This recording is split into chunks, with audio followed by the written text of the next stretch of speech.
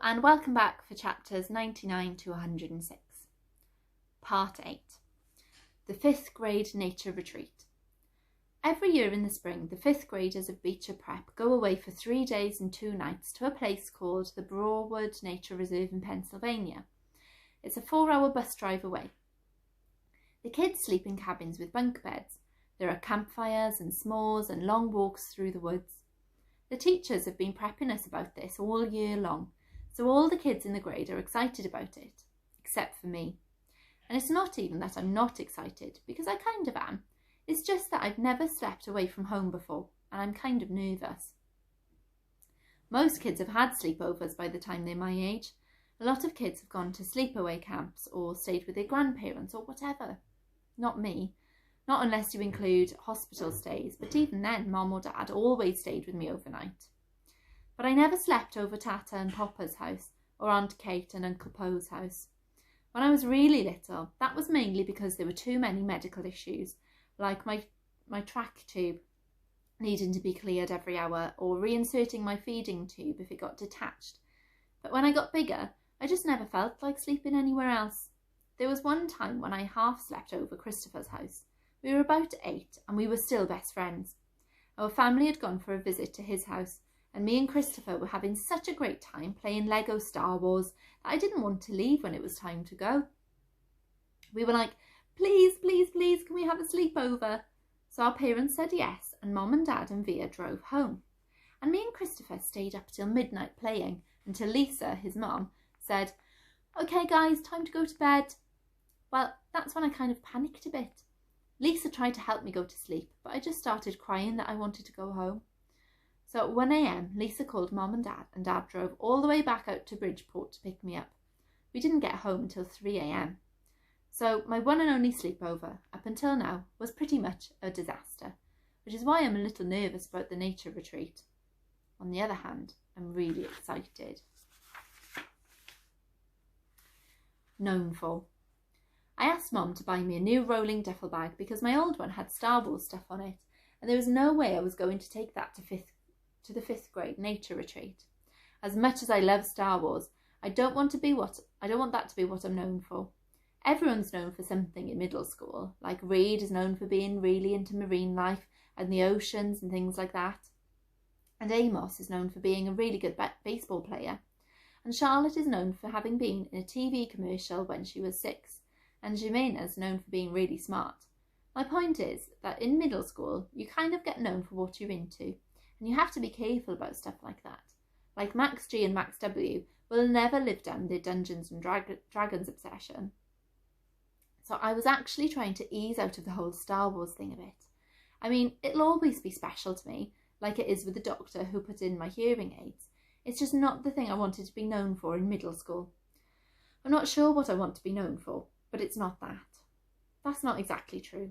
I do know what I'm really known for, but there's nothing I can do about that. A Star Wars duffel bag I could do something about. Packing. Mom helped me pack the night before the big trip. We put all the clothes I was taking on my bed and she folded everything neatly and put it inside the bag while I watched. It was a plain blue rolling duffel, by the way. No logos or artwork. What if I can't sleep at night? I asked. Take a book with you. Then, if you can't sleep, you can pull out your flashlight and read for a bit until you get sleepy, she answered. I nodded. What if I have a nightmare?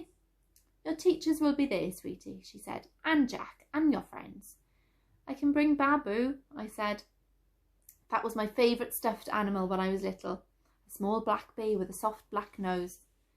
You don't really sleep with him anymore, do you? Said Mom. No, but I keep him in my closet in case I wake up in the middle of the night and can't get back to sleep, I said. I could hide him in my bag, no one would know. Then let's do that, Mom nodded, getting Babu from inside my closet. I wish they allowed cell phones, I said. I know, me too, she said. Though, I know you're going to have a great time, Oggy. You sure you want me to pack Babu? Yeah, but way down there so nobody can see him, I said. She stuck Babu deep inside the bag and then stuffed the last of my t-shirts on top of him. So many clothes for just 2 days. 3 days and 2 nights, I corrected her. Yep, she nodded, smiling. 3 days and 2 nights. She zipped up the duffel bag and picked it up. Not too heavy. Try it. I picked up the bag. Fine, I shrugged. She sat on the bed. Hey, what happened to your Empire Strikes Back poster? Oh, I took that down ages ago, I answered. She shook her head. I didn't notice that before. I'm trying to, change my image a bit, I explained. Okay, she smiled, nodding like she understood. Anyway, honey, you have to promise me you won't forget to put the bug spray on, okay? On the legs, especially when you're hiking through the woods. It's right here in the front compartment. And put on your sunscreen, she said. You do not want to get a sunburn. And don't, I repeat, do not forget to take your hearing aids off if you go swimming. Would I get electrocuted? No, but you'd be in real hot water with Daddy because those things cost a fortune, she laughed. I put the rain poncho in the front compartment too. Same thing goes if it rains, Oggy, okay? Make sure you cover the hearing aids with the hood. Aye, aye, sir, I said, saluting. She smiled and pulled me over. I can't believe how much you've grown up this year, Oggy, she said softly, putting her hands on the side of my face. Do I look taller? Definitely, she nodded. I'm still the shortest one in my grade. I'm not really even talking about your height, she said. Suppose I hate it there. You're going to have a great time, Oggy. I nodded. She got up and gave me a quick kiss on the forehead. Okay, so I say we get to bed now. It's only 9 o'clock, Mom. Your bus leaves at 6 a.m. tomorrow. You don't want to be late. Come on, chop chop. Your teeth are brushed. I nodded and climbed into bed. She started to lie down next to me. You don't need to put me to bed tonight, Mom, I said. I'll read on my own till I get sleepy. Really? She nodded, impressed. She squeezed my hand and gave it a kiss. Okay then. Good night, love. Have sweet dreams. You too. She turned on the little reading light beside the bed. I'll write you letters, I said as she was leaving, even though I'll probably be home before you guys even get them. Then we can read them together, she said, and threw me a kiss. When she left my room, I took up my copy of The Lion, the Witch and the Wardrobe off the night table and started reading until I fell asleep. Though the witch knew the deep magic, there is a magic deeper still which she did not know. Her knowledge goes back only to the dawn of time. But if she could have looked a little further back into the stillness and the darkness before time dawned, she would have read there a different incantation. Daybreak. The next day I woke up really early. It was still dark inside my room and even darker outside, though I knew it would be morning soon. I turned over on my side but didn't feel at all sleepy. That's when I saw Daisy sitting near my bed. I mean, I knew it wasn't Daisy, but for a second I saw a shadow that looked just like her. I didn't think it was a dream then, but now, looking back, I know it must have been. It didn't make me sad to see her at all. It just filled me up with nice feelings inside. She was gone after a second, and I couldn't see her again in the darkness. The room slowly started lightening. I reached for my hearing aid headband and put it on, and now the world was really awake. I could hear the garbage trucks clunking down the street and the birds in our backyard, and down the hallway I heard Mum's alarm beeping. Daisy's ghost made me feel super strong inside, knowing wherever I am, she'd be there with me. I got up out of bed and went to my desk and wrote a little note to Mum. Then I went into the living room, where my packed bag was by the door. I opened it up and fished inside until I found what I was looking for. I took Babu back to my room, and I laid him in my bed and taped the little note to Mom on his chest. And then I covered him with my blanket so Mom would find him later. The note read, Dear Mom, I won't need Babu, but if you miss me, you can cuddle with him yourself. Oggy. Day 1. The bus ride went really fast.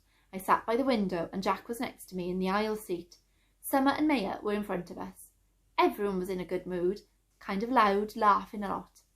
I noticed right away that Julian wasn't on our bus, even though Henry and Miles were. I figured he must be on the other bus, but then I overheard Miles tell Amos that Julian ditched the grade trip because he thought the whole nature retreat thing was, quote-unquote, dorky. I got totally pumped because dealing with Julian for 3 days in a row and 2 nights was a major reason that I was nervous about this whole trip. So now, without him there, I could really just relax and not worry about anything.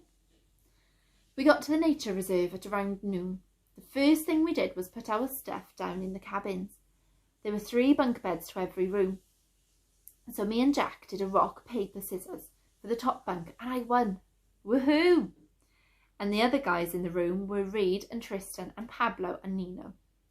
After we had lunch in the main cabin, we all went on a 2-hour guided nature hike through the woods. But these were not woods like the kind they have in Central Park. These were real woods. Giant trees that almost totally blocked out the sunlight. Tangles of leaves and fallen tree trunks. Howls and chirps and really loud bird calls. There was a slight fog too, like a pale blue smoke all around us. So cool. The nature guide pointed everything out to us. The different types of trees we were passing, the insects inside the dead logs on the trail, the signs of deer and bears in the woods, what types of birds were whistling, and where to look for them. I realised that my Lobot hearing aids actually made me hear better than most people because I was usually the first person to hear a new bird call. It started to rain as we headed back to camp. I pulled on my rain poncho and pulled the hood up so my hearing aids wouldn't get wet, but my jeans and my shoes got soaked, and by the time we reached our cabins, everyone got soaked. It was fun though. We had a wet sock fight in the cabin.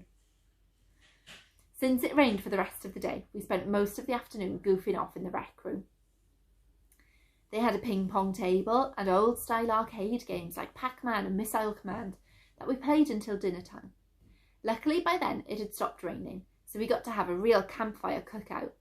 The log benches around the campfire were still a little damp, but we threw our jackets over them and hung out by the fire, toasting s'mores and eating the best roasted hot dogs I have ever tasted. Mom was right about the mosquitoes. There were tons of them. But luckily, I had spritzed myself before I left the cabin, and I wasn't eaten alive like some of the other kids were. I loved hanging out by the campfire after dark. I loved the way bits of fire dust would float up and disappear into the night air, and how the fire lit up people's faces. I loved the sound the fire made too, and how the woods were so dark that you couldn't see anything around you, and you'd look up and see 1 billion stars in the sky. The sky doesn't look like that in North River Heights. I've seen it look like that in Montauk though. Like someone sprinkled salt on a shiny black table. I was so tired when I got back to the cabin that I didn't need to pull out the book to read. I fell asleep almost as fast as my head hit the pillow, and maybe I dreamed about the stars. I don't know. The fairgrounds. The next day was just as great as the first day. We went horseback riding in the morning, and in the afternoon we rappelled up some ginormous trees with the help of the nature guides.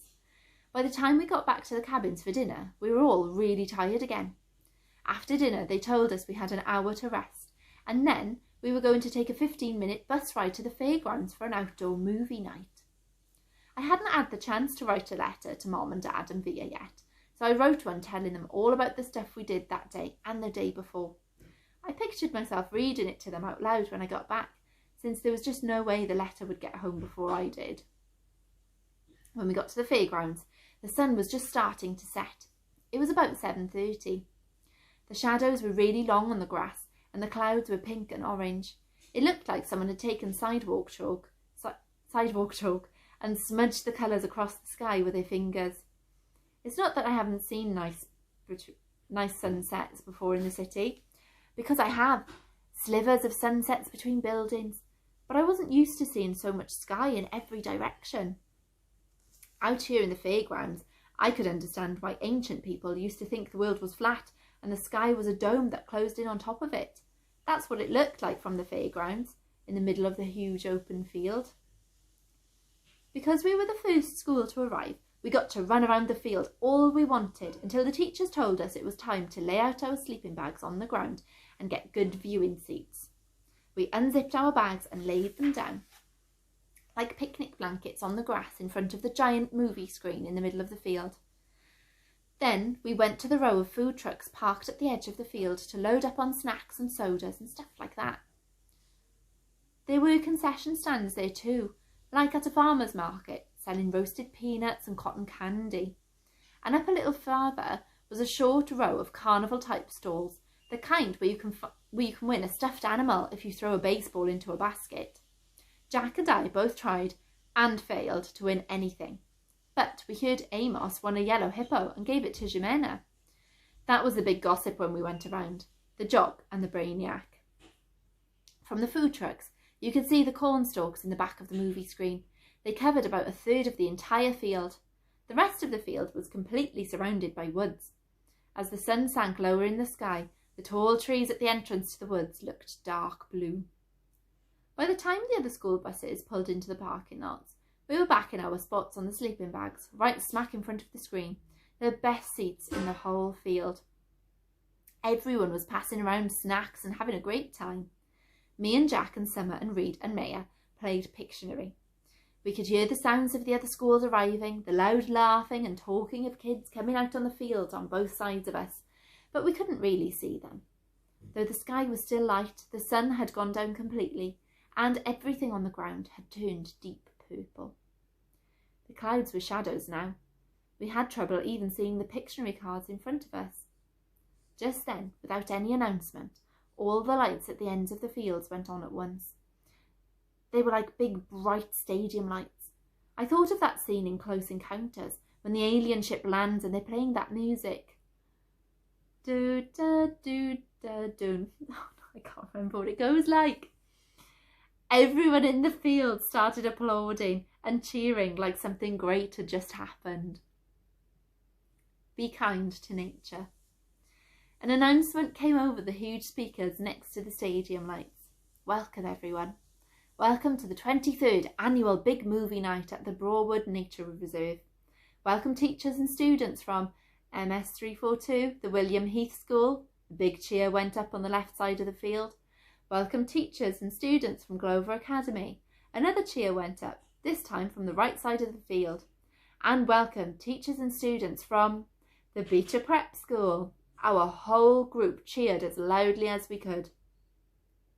We're thrilled to have you as our guests here tonight, and thrilled that the weather is cooperating. In fact, can you believe what a beautiful night this is? Again, everyone whooped and hollered. So, as we prepare the movie, we do ask that you take a few moments to listen to this important announcement. The Broadwood Nature Reserve, as you know, is dedicated to preserving our natural resources and the environment. We ask that you leave no litter behind. Clean up after yourselves. Be kind to nature and it will be kind to you. We ask that you keep that in mind as you walk around the grounds. Do not venture beyond the orange cones at the edges of the fairgrounds. Do not go into the cornfields or the woods. Please keep the free roaming to a minimum. Even if you don't like watching the movie, your fellow students may feel otherwise, so please be courteous. No talking, no playing music, no running around. The restrooms are located on the other side of the concession stands. After the movie is over, it will be quite dark, so we ask that all of you stay with your schools as you make your way back to your buses.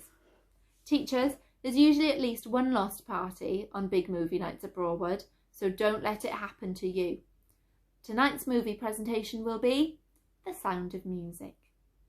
I immediately started clapping, even though I'd seen it a few times before, because it was Via's favourite movie of all time. But I was surprised that a whole bunch of kids, not from Beecher, booed and hissed and laughed. Someone from the right side of the field even threw a soda can at the screen, which seemed to surprise Mr. Tushman. I saw him stand up and look in the direction of the can thrower, though I knew he couldn't see anything in the dark. The movie started playing right away. The stadium lights dimmed. Maria the nun was standing at the top of the mountain, twirling around and around. It had gotten chilly all of a sudden, so I put on my yellow Montauk hoodie and adjusted the volume on my hearing aids and leant against my backpack and started watching. The woods are alive. Somewhere around the boring part, with a guy named Rolf and the oldest daughter are singing "You Are 16 Going on 17, Jack nudged me. "Dude, I've got to pee," he said. We both got up and kind of hopscotched over the kids who were sitting or lying down on the sleeping bags. Summer waved as we passed, and I waved back. There were lots of kids from the other schools walking around by the food trucks, playing the carnival games, or just hanging out. Of course, there was a huge line for the toilets. "Oh, forget this, I'll just find a tree," said Jack. "That's gross, Jack, let's just wait," I answered. But he headed off to the row of trees at the edge of the field, which was past the orange cones that we were specifically told not to go past. And of course I followed him. And of course we didn't have our flashlights because we forgot to bring them. It was so dark now we literally couldn't see 10 steps ahead of us as we walked towards the woods. Luckily, the movie gave off some light, so when we saw a flashlight coming towards us out of the woods, we knew immediately that it was Henry, Miles and Amos. I guess they hadn't wanted to wait on line to use the toilets either. Miles and Henry were still not talking to Jack, but Amos had let go of the war a while ago, and he nodded to say hello to us as we passed by. "Be careful of the bears," shouted Henry, as he and Miles laughed as they walked away. Amos shook his head at us like, "Don't pay attention to them." Jack and I walked a little farther until we were just inside the woods. Then Jack hunted around for the perfect tree and finally did his business, though it felt like he was taking forever. The woods were loud with strange sounds and chirps and croaks, like a wall of noise coming out of the trees. Then we started hearing loud snaps not far from us, almost like a cap gun pops. That definitely weren't insect noises. And far away, like in another world, we could hear raindrops on roses and whiskers on kittens. "Ah, that's much better," said Jack, zipping up. "Now I have to pee," I said, which I did on the nearest tree. No way was I going farther in like Jack did. "Do you smell that? Like firecrackers?" he said, coming over to me. "Oh yeah, that's what it is," I answered, zipping up. "Weird." "Let's go,"